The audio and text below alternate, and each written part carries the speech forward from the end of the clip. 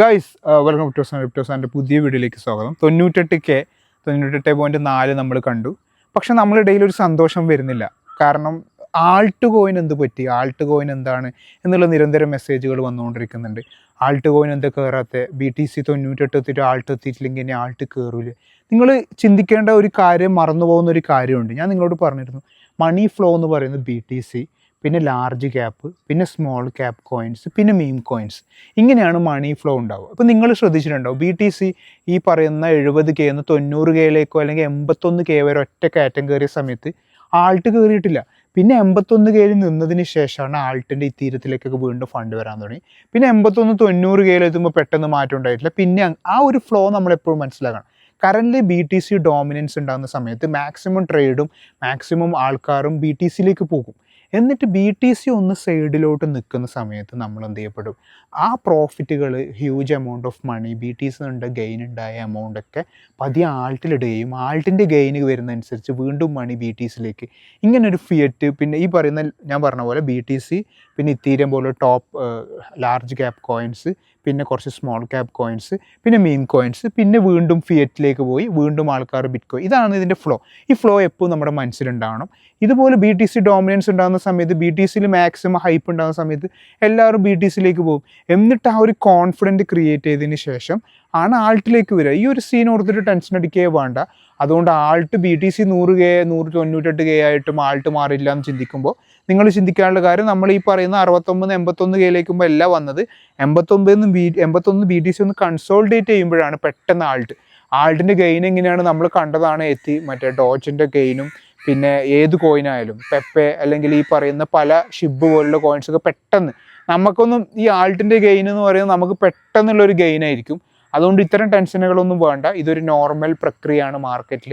ഇത് വിഷമിച്ച് കൂടുതൽ നിൽക്കൊന്നും വേണ്ട. അത് അങ്ങനെ ഒരു, പിന്നെ ഞാൻ ഇന്നിപ്പം മനോരമയിൽ നമ്മുടെ ബിറ്റ്കോയിനെ കുറിച്ചുള്ള ന്യൂസുകൾ എനിക്ക് പലരും ഷെയർ ചെയ്തു. ഞാൻ ഇതാ പറഞ്ഞത്, വാർത്തകൾ വരാൻ തുടങ്ങി. എന്തായിരുന്നു ന്യൂസ്? 100K BTC എത്താൻ പോകുന്നു എന്നതാണ്. ഞാൻ നിങ്ങളോട് പറഞ്ഞില്ല, ഈ 100K എന്ന് പറയുന്ന ന്യൂസ് വളരെയധികം സ്പ്രെഡാവും.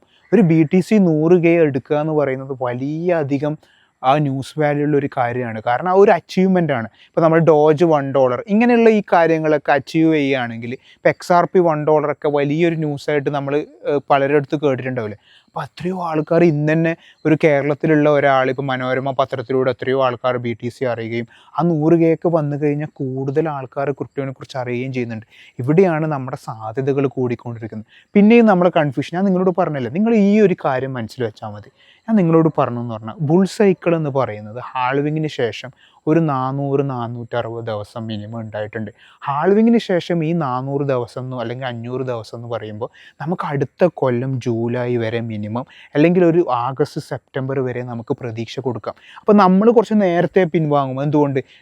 ഇപ്പോൾ ലാസ്റ്റ് വരെ നിന്ന് കഴിഞ്ഞ് നമുക്കൊരു മിസ് ഔട്ട് വരണ്ടെന്ന് വിചാരിച്ചിട്ട് ആ സമയമാകുമ്പോൾ അത് ഞാൻ നിങ്ങളോട് അപ്ഡേറ്റ് ചെയ്യും സിസ്റ്റമാറ്റിക്കായിട്ട്. നിങ്ങൾ ശ്രദ്ധിക്കാനുള്ള കാര്യം, കഴിഞ്ഞ ജാനുവരിക്ക് ശേഷം ഹാൾവിങ്ങിന് സംഭവിക്കുന്നതിന് മുമ്പ് ശേഷം നിങ്ങൾ ഫ്രീ ആണെങ്കിൽ നമ്മുടെ വീഡിയോ പാറ്റേൺ നോക്കുക.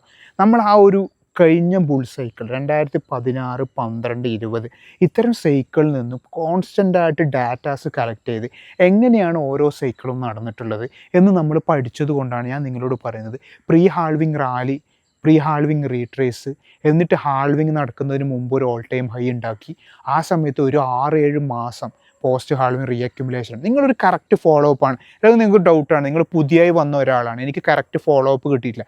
നിങ്ങൾ നമ്മുടെ ലൈവ് സെക്ഷനിൽ ഒരുപാട് ലൈവ് വീഡിയോസ് ഉണ്ട്. അതിൽ ജാനുവരി അല്ലെങ്കിൽ ഈ ഫെബ്രുവരി, മാർച്ച്, ഏപ്രിൽ സമയത്ത് നിങ്ങൾ സംസാരിക്കുന്ന ഈ ഒരു പാറ്റേൺ നോക്കുക. അതിൽ നമ്മൾ കറക്റ്റ് ഇനി വരുന്ന ബുൾ സൈക്കിൾ എങ്ങനെ നമുക്ക് മുന്നേറാം, എങ്ങനെ നമുക്ക് പൂർണ്ണമായിട്ട് എടുക്കാം എന്നുള്ളത് ഞാൻ പ്ലാൻ ചെയ്ത് വെച്ചിട്ടുണ്ട്. അതുകൊണ്ടാണ് ഞാൻ 315 എന്ന് പറയുന്നത് 100K ലക്ഷ്യം വെച്ചത്. എന്തുകൊണ്ടാണ്? പോസ്റ്റ് ഹാൾവിങ് റാലി സ്റ്റാർട്ട് ചെയ്ത് കഴിഞ്ഞാൽ BTC ഒരു ഇത്ര ദിവസം എടുക്കും. ഇത് നിങ്ങളോട് റീട്രേസിനെ കുറിച്ച് ഞാൻ പറഞ്ഞില്ലേ. എന്തുകൊണ്ടാണ്? കഴിഞ്ഞ സൈക്കിളിൽ ഇതുപോലെ റീട്രേസുകൾ 2 ഉണ്ടായിട്ടുണ്ട്. ചില സൈക്കിളിൽ 3 ഉണ്ടായിട്ടുണ്ട്, ചില സൈക്കിളിൽ 1 ഉണ്ടായിട്ടുള്ളൂ. അപ്പോൾ ഒരു റീട്രേസ് നമുക്ക് എന്തായാലും പ്രതീക്ഷിക്കാം. പക്ഷേ രണ്ടാമത്തെ റീട്രേസ് എത്തുമ്പോഴത്തേക്ക് നമ്മൾ എന്ത് ചെയ്യപ്പെടണം? പിന്നെ നമ്മുടെ ഹെവി ബൈയിങ് ഇല്ല. ഫസ്റ്റത്തെ റീട്രേസ് നമുക്ക് ചിലപ്പോൾ ഒരു ഹെവി ബൈയിങ് ഓപ്പർച്യൂണിറ്റി കിട്ടും. രണ്ടാമത്തെ രണ്ടാമത് നമ്മൾ ബൈ ചെയ്യില്ല. കാരണം എന്താ, ചിലപ്പോൾ ആ ഒരു സൈക്കിളിൽ ഒരു റീട്രേസ് ഉണ്ടെങ്കിലോ ആ റിസ്ക് എടുക്കില്ല. അതുവരെ നമ്മൾ പ്ലാൻഡ് ആണ്. നിങ്ങൾ അതുകൊണ്ട് ടെൻഷനേ വേണ്ട. അതുകൊണ്ടാണ് ഞാൻ പറഞ്ഞ പോലെ നിങ്ങൾക്ക് ഈ ഒരു എക്സാം, എനിക്കൊരു ഇമ്പോർട്ടൻ്റ് ആയ എക്സാം ഉള്ള സമയത്ത് വൈകുന്നേരം നമ്മൾ നിങ്ങളുടെ മുമ്പിൽ വരുന്നത് കൃത്യമായ പ്ലാൻ ഉണ്ട്, കൃത്യമായ ലക്ഷ്യങ്ങളുണ്ട്. അതുകൊണ്ട് നമ്മളിപ്പം ചെയ്യാം 2016-ലും 20 നോക്കുമ്പോൾ ഓൾ ടൈം, അതായത് ഹാൾവിങ്, ഈ പോസ്റ്റ് ഹാൾവിങ്ങിൻ്റെ ഈ പറയുന്ന റീഅക്യുമുലേഷന് ശേഷം ഉണ്ടായ വലിയ ഗ്രോത്ത് ഇല്ലേ, അതായത് നവംബറിൽ റിസൾട്ടിന് ആ ഒരു സമയത്ത് ഉണ്ടാകുമ്പോഴല്ലേ പെട്ടെന്ന് ഈ ഒരു ഗ്രോത്ത് ഉണ്ടായത്. നമ്മളിതും കണ്ടിരുന്നു. US ഇലക്ഷൻ്റെ 1 മാസത്തിന് ശേഷം BTCൻ്റെ റേറ്റിനെ കുറിച്ച് ഞാൻ നിങ്ങളോട് പറഞ്ഞിരുന്നു. US ഇലക്ഷൻ്റെ 6 മാസം ശേഷം BTCക്ക് ഉണ്ടായ ഒരു പീക്ക്. പിന്നെ വേറൊരു കാര്യമുണ്ട്, US ഇലക്ഷന് മുമ്പത്തെ റേറ്റിലേക്ക് ഇതുവരെ BTC വന്നിട്ടില്ല. അങ്ങനെയുള്ള കുറേ കാര്യങ്ങളും കൂടി ഞാൻ നിങ്ങളോട് സംസാരിച്ചിരുന്നില്ലേ.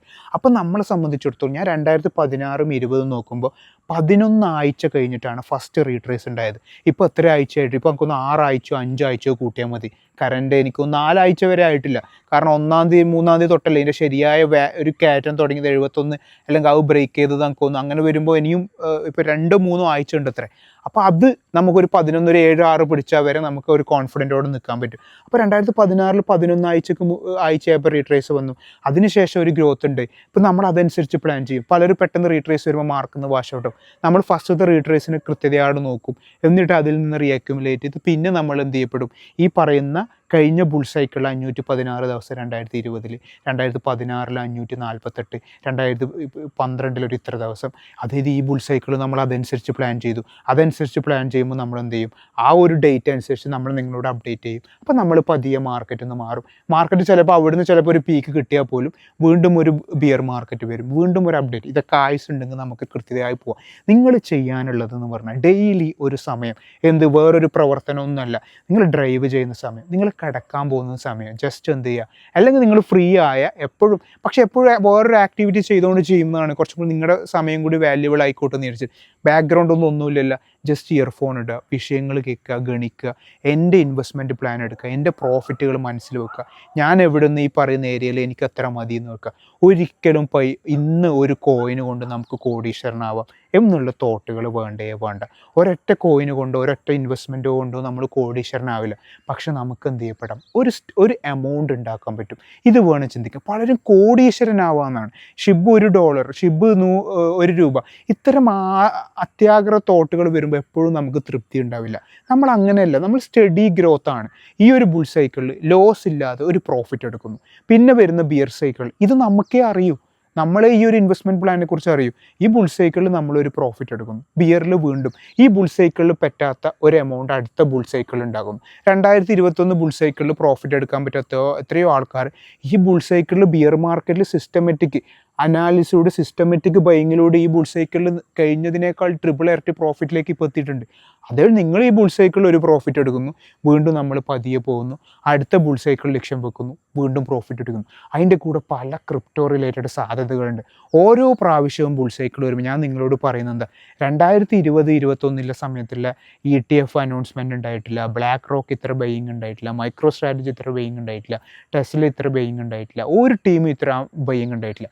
ഓരോ വർഷം കഴിയുമ്പോഴും ഇൻവെസ്റ്റ്മെൻറ്റ് എമൗണ്ട് അതനുസരിച്ച് മാർക്കറ്റ് ക്യാപ്പ് ഇങ്ങനെ കൂടി വരാമെന്നല്ലാണ്ട് നമ്മുടെ പ്രോഫിറ്റ് റേഷ്യോയിൽ വലിയ മാറ്റം ഉണ്ടാവില്ല. നിങ്ങൾ ചെയ്യാനുള്ളത് കോൺഫിഡൻറ്റോടെ നിൽക്കുക, സിസ്റ്റമാറ്റിക്കിലോട് പോവുക, അത്യാഗ്രഹങ്ങൾ മാറ്റി വെക്കുക, ആഗ്രഹങ്ങളിൽ കുറച്ചധികം കൂട്ടി വെക്കുക. ഇത്രയേ ഉള്ളൂ. Okay, by.